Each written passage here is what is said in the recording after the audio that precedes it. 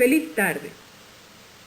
En este segundo episodio vamos a estar trabajando con los esenciales del método fenomenológico hermenéutico según von Herbert Spiegelberg y también algunos mitos en investigación educativa. Para adentrarnos en los pasos del método y no quedarnos en lo aparente, revisamos que ya lo hemos definido como un engranaje, una espiral no lineal de capas que se develan y de actos que se constituyen. La conexión matriusca nos recuerda que la secuencialidad de los pasos lleva a revisar la idea de la recursividad, no como causa y efecto, sino como interacciones en un ir y venir de elementos que se conectan y se afectan dentro de su propia y originaria estructura. Estructura de la conciencia o estructura noético-noemática, también llamada la estructura dialogal y por los ontólogos de la Escuela de Santiago de Chile, el sistema de coherencia. Lo que es. Pero ¿cómo está configurada esa estructura de la conciencia? Cuando hablamos de conciencia, la gente inmediatamente se coloca las manos en la cabeza. Los elementos noéticos, noemáticos que la configuran, espectro amplio, lo noético, y en las esferas más altas de la conciencia, los noematas. Eso no es otra cosa que la configuración dada por nuestra cultura, la formación que hemos tenido, la escuela donde hemos asistido, los estudios que hemos cursado, la educación en general que nos han dado nuestros padres en casa, en las instituciones educativas, nuestras pasiones, nuestros miedos, nuestros temores, todo lo que nos configura va dado. Por eso es que no es serial, no todos tuvimos las mismas vivencias, ni tenemos la misma experiencia. Hay capas dadas a la conciencia, como son las que hemos revisado, la capa hilética, que se conecta a lo externo, la parte externa de la matriusca, por ejemplo, a lo material, a lo percibido por los sentidos. La capa morfética, que es la capa dadora de sentido a los objetos que percibimos o a los fenómenos que percibimos en la primera instancia. Y la capa noemática, que es la capa donde están constituidos todos los fenómenos a través de la percepción, el recuerdo, la imaginación, entre otros actos de la conciencia. La recursividad del proceso se entiende con la conexión matriusca. Estas capas están todas conectadas, pero recursivamente, mientras se siga abriendo y vaya emergiendo nueva información con la siguiente capa, el proceso no se termina. Cuando ya la muñeca, en el caso de la matriosca, no se abra, entonces termina el proceso porque hemos llegado a la saturación. Ahí logramos la densidad conceptual. Recuerden que empezamos desde la descripción hasta la teorización. La teorización parte de los postulados que se generan de la densidad conceptual. Eso lo vamos a ver en las siguientes láminas. Pero recuerden que no buscamos explicación, no buscamos los por qué. Buscamos el cómo somos. Entonces nos conectamos al primer paso, que es el paso de la descripción fenomenológica. Vamos a investigar los fenómenos, pero desde el punto de vista de la particularidad, los fenómenos particulares. El paso de la descripción tiene 3 fases. 2 de ellas son las fases prepredicativas y la tercera es la fase predicativa, cuando enuncio los hallazgos a nivel de la codificación, con sus propiedades. La fase 1, que es la fase intuitiva, es la de carácter empírico, donde captamos por intuición los fenómenos llamados códigos, objetos, creencias, sin juicio, de manera, con una actitud abierta.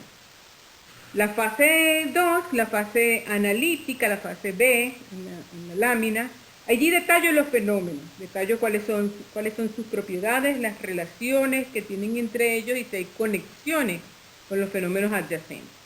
¿Cómo están configurados los ingredientes de esos códigos?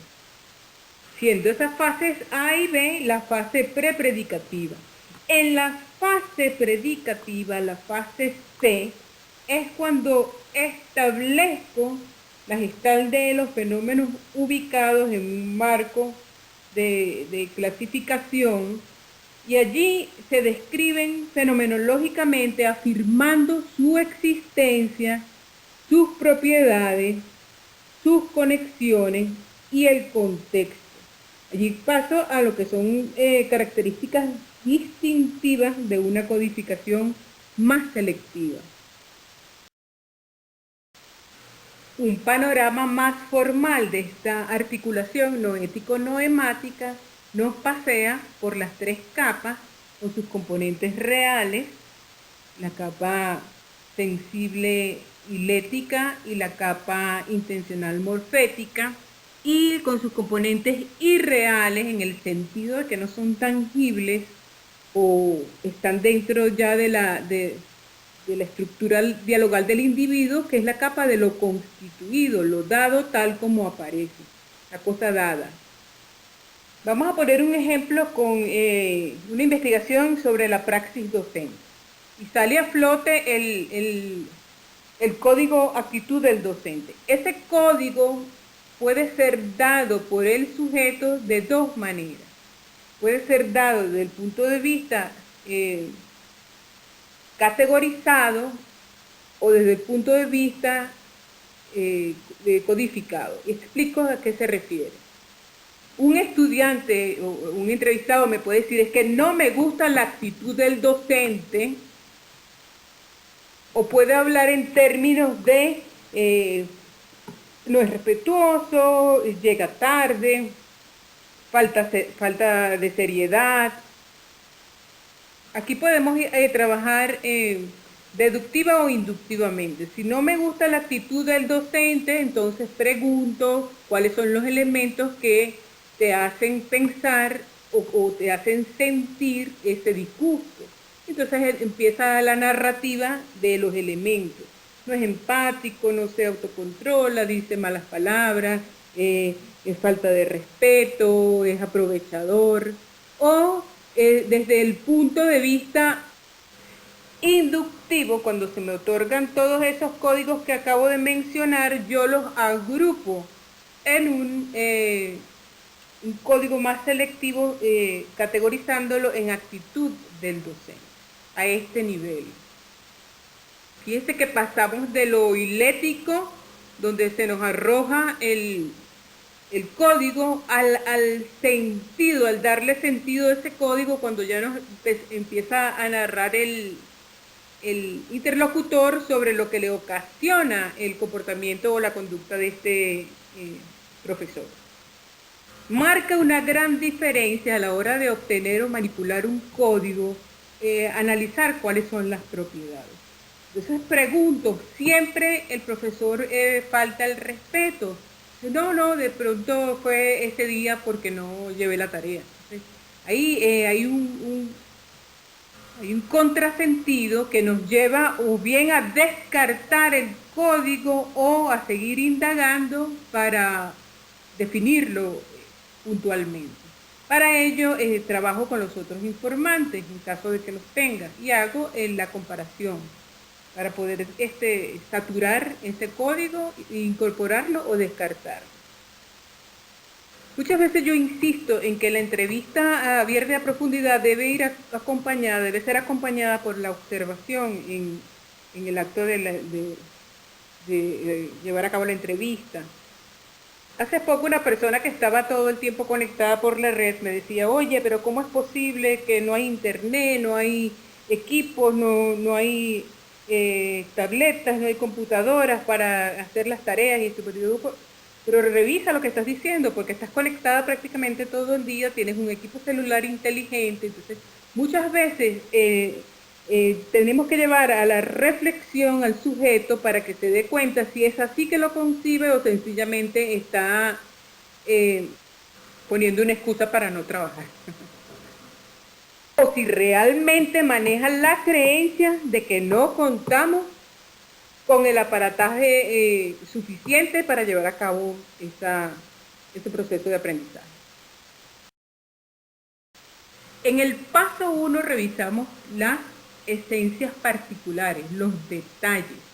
En este paso número 2 vamos a investigar las esencias generales.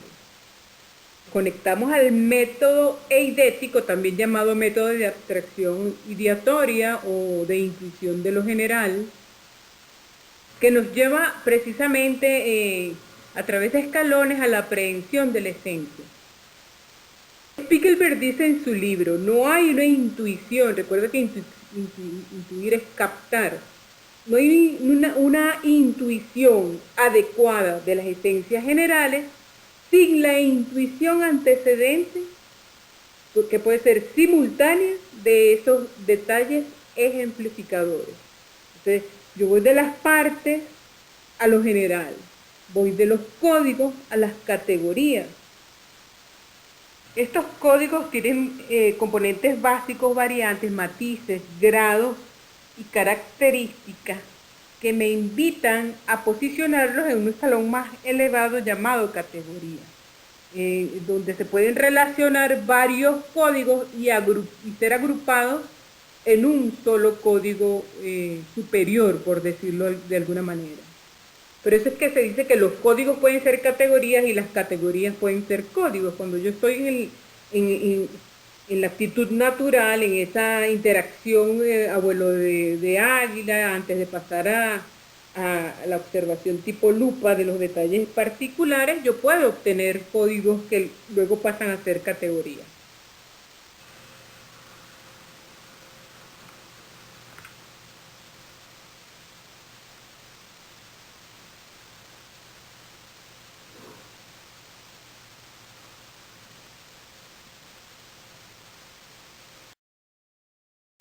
A este punto resalto que en el fenómeno del círculo cromático que estamos viendo como ejemplo, se reconocen tanto las individualidades con sus detalles, así como la esencia general, pero ambos lucen diferentes.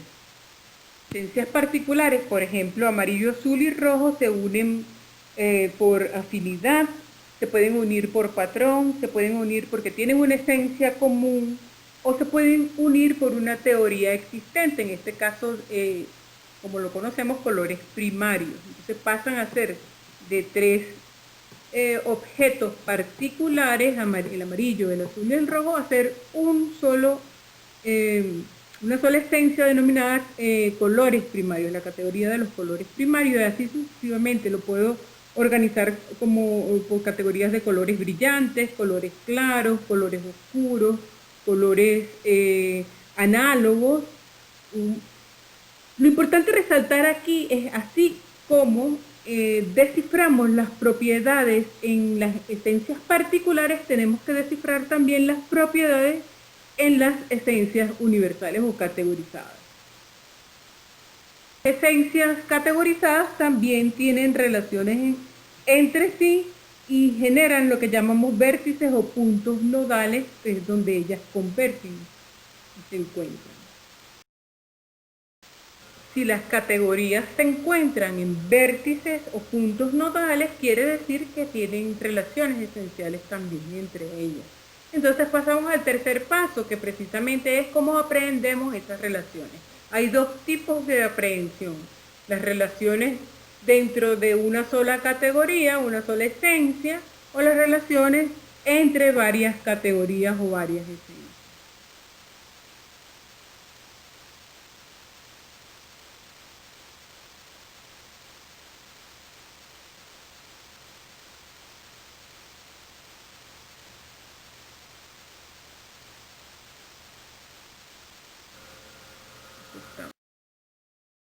En el proceso de la aprehensión vemos la relación dentro de una sola esencia, que es el primer tipo. Y esto se hace viendo si las características que la componen, que la configuran, son importantes para que esto se sostenga. Por ejemplo, el triángulo. Tenemos un triángulo con 3 lados, con 3 ángulos, con 3 vértices y ciertas formas y tamaños. Y tenemos 3 letras en cada uno de los lados, A, B, C. Son todos estos componentes necesarios y requeridos por la esencia triángulo para que se sostenga. Sigue siendo un triángulo si suprimo uno de sus elementos. Y no solamente si lo suprimo, sino que sigue siendo un triángulo si sustituyo ese elemento por otro elemento o si agrego uno más. Eso lo revisamos a través de una técnica que Husserl llamó el método de la variación imaginativa libre o la variación eidética. Este es un ejercicio de reflexión que hacemos con la imaginación, imaginándonos qué sucedería si suprimimos uno de estos temas que parece ser esencial para este u otro fenómeno.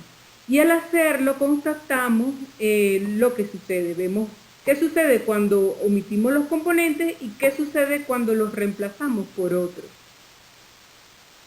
Es importante resaltar que en esta etapa del procesamiento no me voy a concentrar en lo analítico, en el detalle, sino en el todo de la esencia. No solo separarlo en partes y en componentes, sino analizar el nexo que hay entre ellos y en cuanto a la síntesis, ver si es un nexo por necesidad, por posibilidad o por imposibilidad. Hay 3 posibles resultados del ejercicio con la técnica o método de variación imaginativa. El primer resultado, cuando se hace la omisión o reemplazo de uno de los componentes del fenómeno, puede ser que este no se vea afectado, lo que nos dice que no es esencial. En el segundo caso, puede ser que cambie la gestal relativamente. Entonces hay una necesidad esencial que es relativa. Y en el tercer caso, el fenómeno desaparece, se afecta totalmente, que destruye su esencia. De ahí es necesario absolutamente ese componente. Hay que tener en cuenta la falacia meriológica. Brentano, el maestro de Husserl, decía que hay una tendencia en confundir la parte por el todo. Estas unidades de significado que van surgiendo, se van relacionando y se van convirtiendo en partes más categorizadas de un todo, no necesariamente, aunque pierdan las propiedades de las individualidades, son el todo unificado. Ellas en sí son un nivel del todo. Esto lo explica muy bien Ken Wilber cuando nos remite el concepto Olón. Si no he saturado completamente la información, tengo que tener en cuenta siempre esa técnica de saturación teórica que va en tríada con la comparación constante y el muestreo de las vivencias, que son las que me van a llevar a la condensación. Entonces, si yo tengo varios elementos y esos elementos se convierten en una categoría y tengo 2, 3, 4 categorías, puede ser que esas categorías sigan subiendo escalones y se conviertan en unas dimensiones más amplias y más abarcadoras de categorías. Yo puedo tener, por ejemplo, diferentes individualidades como uso de la computadora, uso del paquete de Microsoft Office, uso de XYZ aparatos o sistemas, y los categorizo, los agrupo en el uso de la tecnología. Pero luego me aparecen otros códigos, otros elementos, tales como interacción en procesos e-learning a través de plataformas virtuales. Entonces tengo 2 posibles categorías que se relacionan en una dimensión más amplia, que podría ser la dimensión tecnológica. Entonces tengo que llevar a cabo ese análisis en la esencia, pero también esa síntesis entre varias esencias. Lo interesante de todo eso es que aquí lo que nos importa no tiene que ser solamente lo que está incluido en el concepto con sus diferentes elementos, sino los referentes ónticos de ese concepto con otros conceptos. En pocas palabras, en los ejemplos que les he puesto, es buscar la relación entre tecnología o dimensión tecnológica y la actitud del docente. Con estos dos ejemplos que siguen voy a contemplar cómo las propiedades de los elementos en los diferentes niveles aparecen y desaparecen. En muchos trabajos de investigación siempre vemos lo emergente, pero pocas veces vemos lo que se sumerge, lo que desaparece en este procesamiento. Tenemos una torta que tiene una forma redonda, un tamaño que es grande, una decoración que con picos es lisa a los lados, es unicolor y es toda de chocolate. Cuando nosotros dividimos esa torta, perdemos tamaño y forma, entonces ya no tenemos algo redondo, sino que tenemos un triángulo pequeño, pero ganamos en relleno, ganamos en color, tenemos fresas y tenemos crema. Entonces los objetos, dice Husserl, son temporales.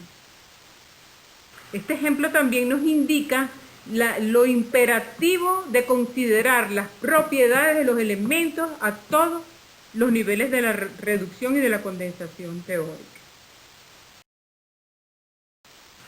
Entonces, en esa escalada de observar las relaciones o de aprender las relaciones dentro de una sola esencia hacia las relaciones entre varias esencias, tenemos que tomar en cuenta, desde el punto de vista del observador, la distinción a todos los niveles del proceso para ver cuáles son los elementos que desaparecen, las propiedades sumergidas, así como los elementos que aparecen con sus propiedades emergentes. En el ejemplo, inductivamente, la jerarquía de ciertos objetos, en este caso la imagen de un átomo, donde hay una interacción y relaciones entre sus diferentes elementos, donde está el núcleo con los neutrones, protones y los electrones, con su movimiento aparente, pasa cuando sube de nivel a una unidad estructural constituyente más grande.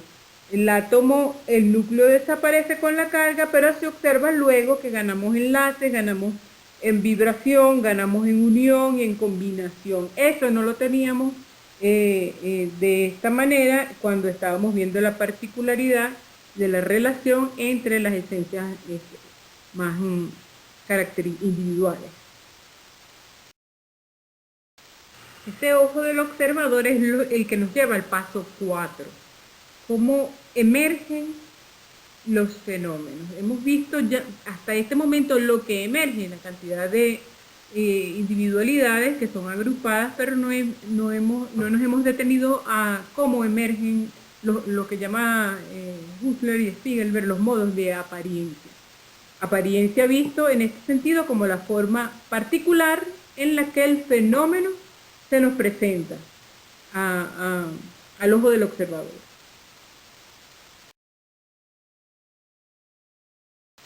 Los objetos tienen, según Husserl, 3 capas de apariencia o formas de emerger. La primera capa, que llama la capa de los lotes vacíos, es cuando nosotros miramos un objeto como un todo. Por ejemplo, esa naranja, cuando lo vemos de frente, no estamos viendo todos los lados que lo configuran. Entonces, al describir la naranja, me estoy perdiendo de toda la parte de la redondez de la naranja y la estoy viendo plana, una cantidad de elementos que no se ven cuando se ve el objeto como un todo, porque el que arregla la tridimensionalidad del objeto es la mente, el ojo lo ve plano. Entonces hay que estar pendiente de eso también. El segundo punto es cuando el objeto se presenta en perspectiva o sombreado, lo que Husserl llama la apariencia por escorzos. Hay que ver el momento en diferentes ambientes, en diferentes momentos del día, no solamente ir en una oportunidad de revisar si no es la perspectiva puede cambiar de la mañana a la tarde. La perspectiva puede cambiar si me acerco al sujeto en el momento en que ha tenido un percance con el fenómeno. En el caso del profesor, si quizás el profesor no era grosero, sino que en ese momento se portó grosero. Pero si voy en la tarde, entonces haber una reconceptualización de lo que había notado en la mañana. Entonces hay que ver el objeto en diferentes matices también, ¿no? Pueden mirar algunas consecuencias, rastros o marcas que dejan esos objetos a la hora de ser analizados. El tercer modo es el que se llama, el objeto aparece en modo de claridad. Esto es cuando el objeto es velado por alguna o X circunstancia, bien sea por falta de recuerdos. Es el ejemplo más o menos de la piedra en el zapato. Tengo una piedrita en el zapato que me está molestando, pero llega un momento que me acostumbro a la piedrita, no quiere decir que no me esté haciendo daño. Entonces nos invita esta tercera capa a iluminar los puntos ciegos del objeto, del observador, para ver cómo realmente se presenta el objeto en una circunstancia diferente. Pero ninguna de estas tres capas es jerárquica. El objeto o el fenómeno se presenta tal cual como se aparece. Solamente hay que tener diferentes formas para verlo como emerge.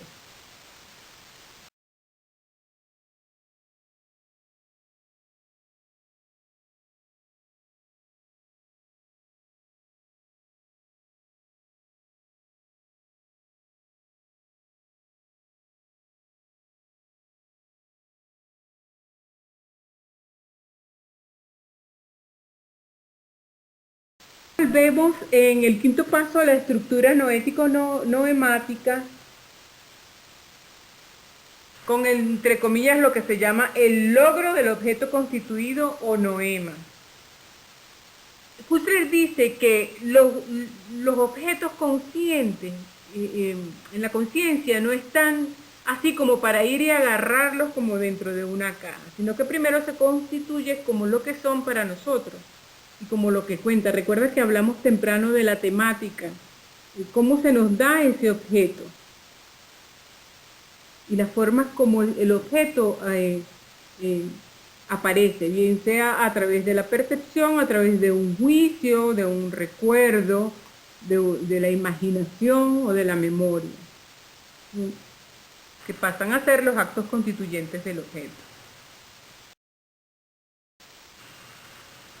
Si yo voy de visita a una nueva ciudad o un viaje, llego a un hotel y llego de noche, empiezo a imaginarme cómo llegué yo ahí. Tengo una idea muy confusa de cómo llegué, cómo es ese nuevo patrón espacial, cómo es el lugar, cómo es la ciudad. Apenas amanece, pasa un día, gradualmente comienzo a conectarme con esos nuevos espacios y comienzo se reintegran a mis patrones ya conocidos. Pasan 3 días, ya estoy como Pedro por su casa. Entonces vamos entrando, empezamos a ver en los elementos del nuevo espacio, vemos entradas, vemos salidas, vemos escaleras, vemos un restaurante, vemos edificios, vemos calles. El nuevo patrón se sedimenta en nuestra constitución, en nuestra estructura y toma forma en la mente. Ese es un proceso espontáneo, ese es un proceso que puede ser explicado con relaciones conceptuales y puede ser teorizado. Y ese proceso de constitución fenomenológica, como usted le llama, es un proceso de cristalización gradual, es de carácter sintético, tanto en cuanto a sus propiedades, relaciones y categorías, como lo hemos visto ya, y es una actividad que puede ser analizable y describible, dando lugar a nuevos niveles de constitución.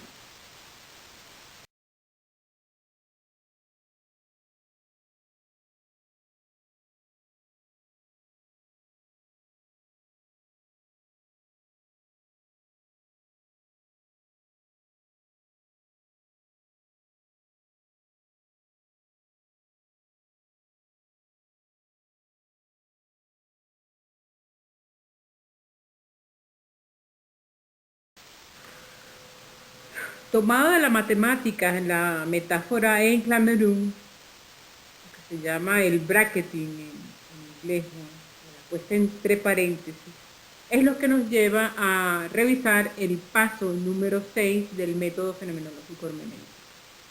Suspender la creencia en la existencia.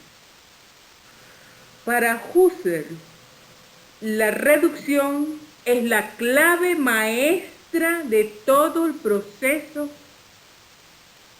fenomenológico hermenéutico. Y esto se realiza a todos los niveles del proceso. Por eso es que se dice que la fenomenología avanza de epogé en epogé.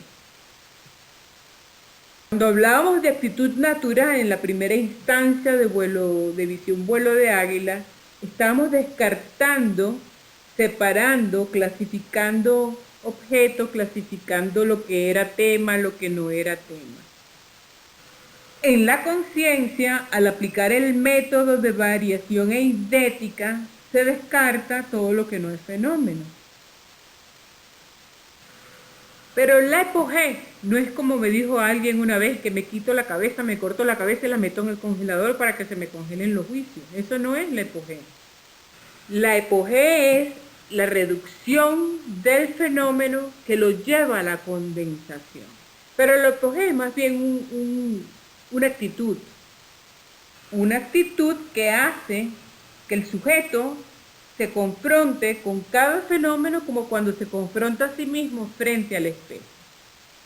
Lo niegue, lo suspenda, lo que quiere decir es que no emito ningún juicio acerca del fenómeno. Pongo como una actitud de hielo frente a ese fenómeno para ver si es descartable o no. La metáfora en Clamerún del poner entre paréntesis es tal cual como la operación matemática. Todo lo que está entre corchetes, que es lo que significa el en Clamerún, nosotros podemos utilizar el paréntesis, que tiene la misma función, se va reduciendo. Hay un todo dentro de un corchete, dentro de un paréntesis, que al hacer la operación se va reduciendo. Ayuda mucho a esta operación el hecho de separar el fenómeno del contexto, mirarlo en frío, cancelar todos los procesos de actos constituyentes, adecuar el análisis mereológico y observar las propiedades o relaciones que se sumergen tanto como las que emergen.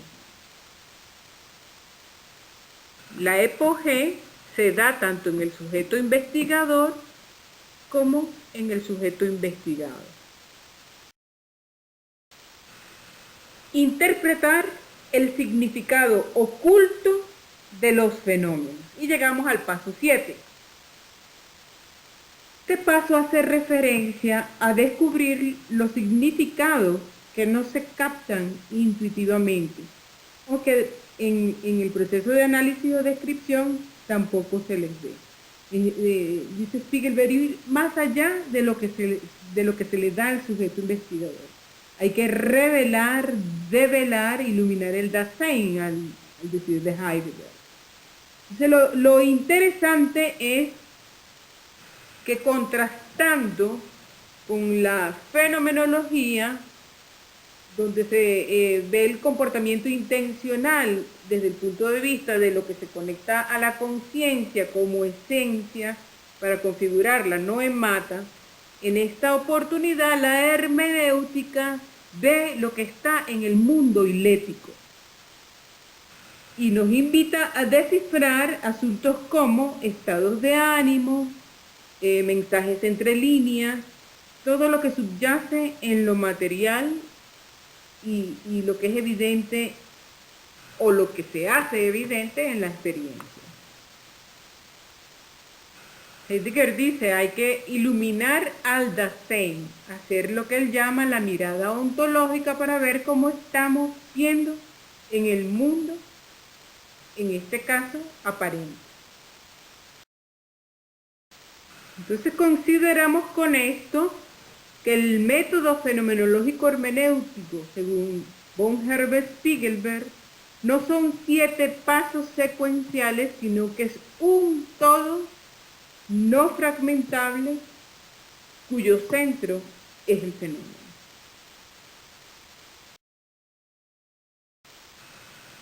Para cerrar con el tercer bloque, aquí no voy a detenerme mucho porque más bien voy a dejarles una tarea. No solamente ustedes me van a preguntar, sino que yo también les voy a preguntar si están ahora en la capacidad no solo de identificar algunos mitos en investigación educativa sobre cómo estamos haciendo fenomenología hermenéutica, luego de haber visto en este compartir el proceso en su detalle.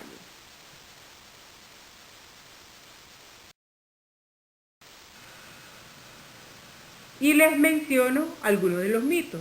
El mito del investigador como mero traductor, el mito del solipsismo, el mito de la muestra representativa,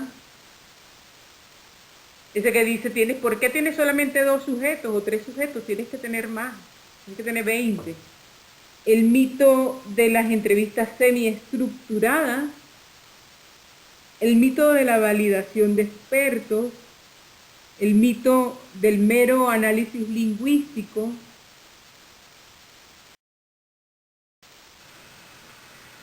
el mito de la causalidad, el mito de la objetividad, el del micro, meso, macro, el mito del wiismo, el mito de la confiabilidad, el mito de la operacionalización de las categorías y el mito del mero análisis lingüístico en fenomenología hermenéutica. ¿Y tú? ¿Tienes otros mitos?